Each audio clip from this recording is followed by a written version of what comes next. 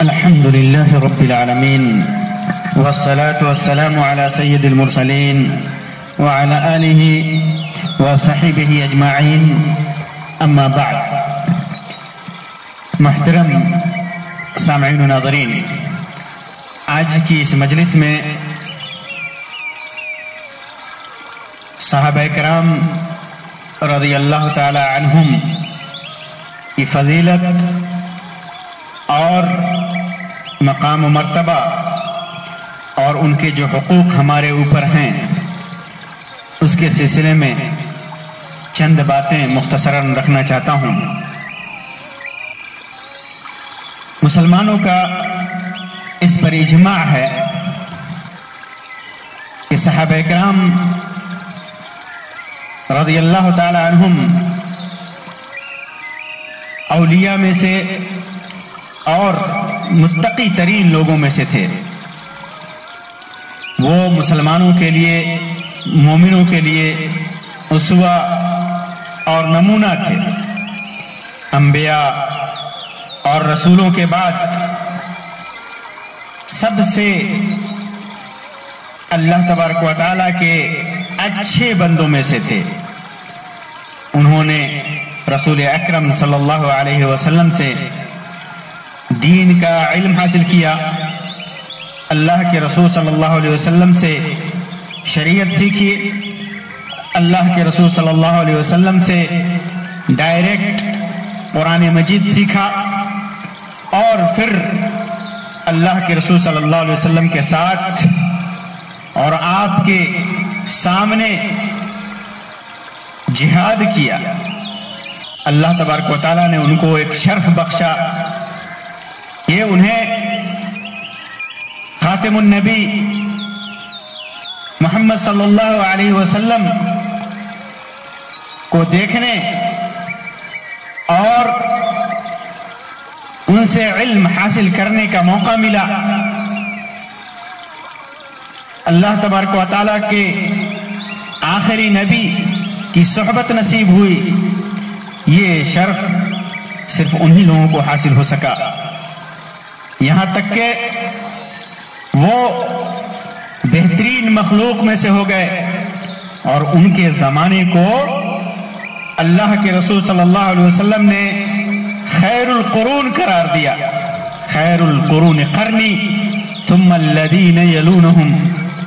اللہ کے رسول صلی اللہ علیہ وسلم نے گواہی دی کہ صحابہ اکرام کا زمانہ خیر القرون کا زمانہ ہے. ان سے پہلے بھی یہ زمانہ نہیں گزرا، ان کے بعد بھی یہ زمانہ نہیں آئے گا. انہوں نے اسلام کی بنیادیں قائم کی، دین کے محلات قائم کیے، دین کو پھیلایا، شریعت کو پوری دنیا میں پھیلانے کا کام کیا. شرک کی رسیاں توڑی، شرک کے محلات توڑے، شرک کے سارے راستے بند کیے، دین اسلام کو پوری دنیا میں پھیلایا، اسلام کا پرچم پوری دنیا میں لہرایا.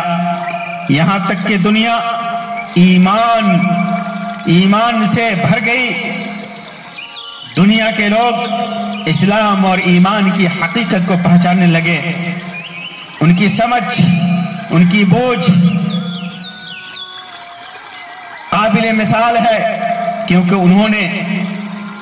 انہوں نے اللہ کے رسول صلی اللہ علیہ وسلم کے ہاتھ پر تربیت پائی. ان کی تربیت کا ذمہ اللہ کے رسول صلی اللہ علیہ وسلم نے لیا تھا. اسی وجہ سے ان کے جیسا مضبوط ایمان والا اور ان کے جیسا بہترین عمل والا خال خال ہی ملے گا. اسی طرح انہوں نے اسلام کی صحیح شکل دیکھی، اسلام کی صحیح چشمے سے پانی پیا. وہ سیراب ہوئے شریعت کے چشمے سے. قرآن مجید کے اندر اور احادیث نبویہ کے اندر واضح الفاظ میں ان کی فضیلت بیان کی گئی ہے. اللہ تبارک و تعالیٰ فرماتا ہے لَقَدْ رَضِيَ اللَّهُ عَنِ الْمُؤْمِنِينَ إِذْ بَعَثَ فِيهِمْ لَقَدْ رَضِيَ اللَّهُ عَنِ الْمُؤْمِنِينَ إِذْ يُبَايِعُونَكَ تَحْتَ الشَّجَرَةِ فَعَلِمَ مَا فِي قُلُوبِهِمْ فَأَنزَلَ السَّكِينَةَ عَلَيْهِمْ وَأَثَابَهُمْ فَتْحًا قَرِيبًا. اللہ تبارک و تعالیٰ ان مومنوں سے راضی ہو گیا جنہوں نے درخت کے نیچے اپنے نبی مکرم صلی اللہ علیہ وسلم سے بیعت کیا تھا، ان کے اوپر ان کے دل میں کیا تھا اللہ تبارک و تعالیٰ بخوبی جانتا ہے، اور ان کے اوپر اللہ تبارک و تعالیٰ نے سکینت نازل کی اور انہیں فتح یاب کیا۔ صحیحین کے اندر ابو سعید خدری رضی اللہ تعالیٰ عنہ کی روایت ہے، اللہ کے رسول صلی اللہ علیہ وسلم نے ارشاد فرمایا، لا تسبوا من احد من اصحابی فإن احدکم لو انفق مثل احد ذهبا ما ادرک مد احدهم ولا نصیفہ۔ میرے اصحاب میں سے، میرے صحابہ کرام میں سے، میرے ساتھیوں میں سے کسی کو گالی مت دینا، کیونکہ فإن أحدكم، تم میں سے کوئی بھی، لو انفق مثل احد ذهبا، احد پہاڑ کے برابر بھی اللہ کے راستے میں سونا خرچ کرے گا، صدقہ کرے گا، تو اس کا وہ ثواب جو ما ادرک، وہ ثواب نہیں پائے گا جو ثواب صحابہ کرام نے ایک مد غلہ خرچ کر کے حاصل کیا ہے، یا آدھا مد غلہ خرچ کر کے حاصل کیا ہے۔ وہ ثواب تم میں سے کوئی بھی آدمی احد کے برابر سونا خرچ کر کے بھی وہ مقام و مرتبہ نہیں پا سکتا۔ اللہ کے رسول صلی اللہ علیہ وسلم کے یہ صحابہ کرام، انہوں نے گروہ در گروہ ہو کر کے سنت کی جو امانت ہے اس کو کندھے پر اٹھایا، دنیا کے گوشے گوشے میں اس کو پہنچایا۔ کچھ صحابہ کرام نے علم کو دنیا کے گوشے گوشے میں پہنچانے کی ذمہ داری اٹھائی، تو کچھ صحابہ کرام نے حکومت کی ذمہ داریوں کو، خلافت کی امانت داری کو سنبھالا اور نہایت ہی دیانت کے ساتھ انہیں ادا کیا۔ یہ لوگوں کے لیے ہر خیر میں مثال تھے، چاہے وہ جہاد کا میدان ہو، دعوت و ارشاد کا میدان ہو، صدقہ و خیرات کا میدان ہو، عمل کا میدان ہو، نوافل و سنن اور عبادت کا میدان ہو، ہر میدان میں انہوں نے کوشش کی اور جس امانت کا بار اٹھایا تھا اس امانت کو صحیح طریقے سے انہوں نے ادا کیا۔ اسی وجہ سے اللہ تبارک و تعالیٰ ان سے راضی ہو گیا اور فرمایا کہ رضی اللہ عنہم ورضوا عنہ، وہ اللہ سے راضی ہو گئے اور اللہ ان سے راضی ہو گیا۔ انہوں نے ہر موقع سے صحابہ کرام کے جذبہ اور ان کی فضیلت کی مثال یہ ہے کہ انہوں نے ہر موقع سے اللہ کے رسول صلی اللہ علیہ وسلم کی مدد کی، اللہ کے رسول صلی اللہ علیہ وسلم کے ساتھ لگے رہے، چاہے آپ مدینے میں رہے، چاہے آپ جنگوں میں رہیں، اپنے نفس کو اللہ کے رسول اللہ تبارک و تعالی کے راستے میں خرچ کرنے پر بیعت کی، اپنی جان کو لٹانے کی بیعت کی۔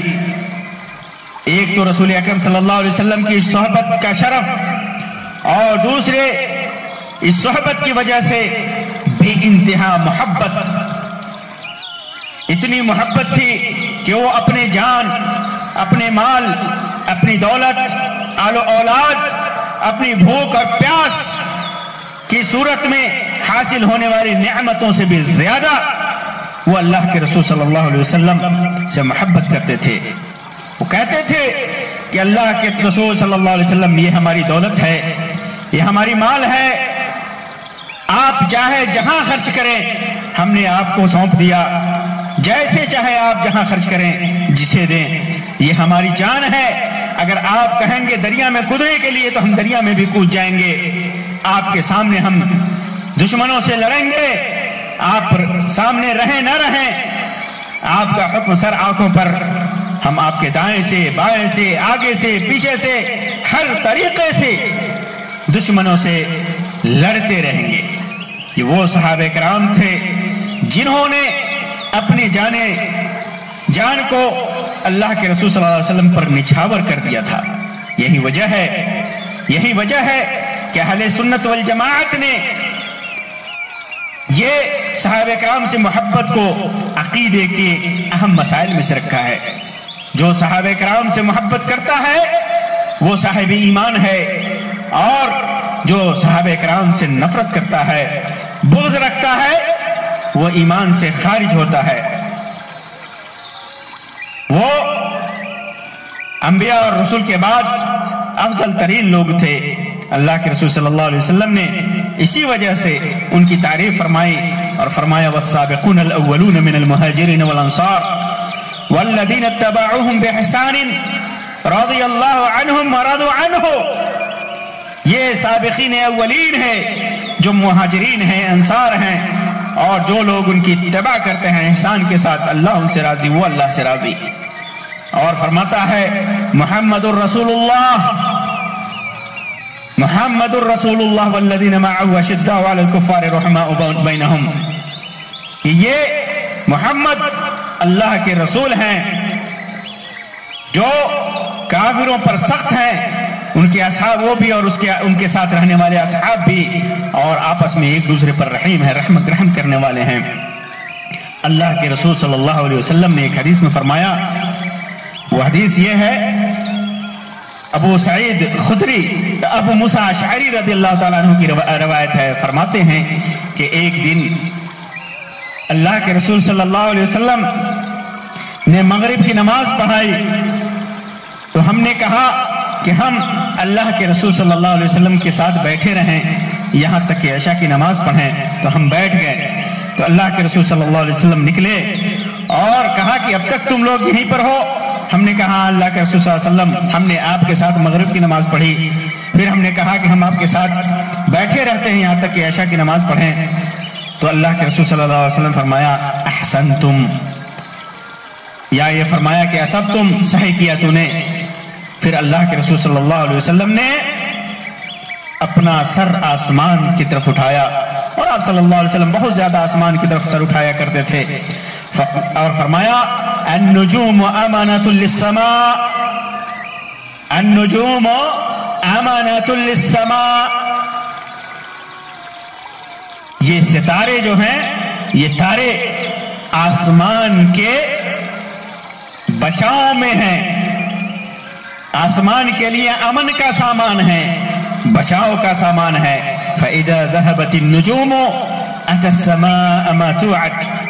جب یہ ستارے ختم ہو جائیں گے، یہ ستارے ماد پڑ جائیں گے، یہ ستارے جب ٹوٹ جائیں گے، یہ ستارے جب برباد ہو جائیں گے، تو آسمان سے جس چیز کا وعدہ کیا گیا ہے وہ وعدہ پہنچ جائے گا، وہ وعدہ پہنچ جائے گا۔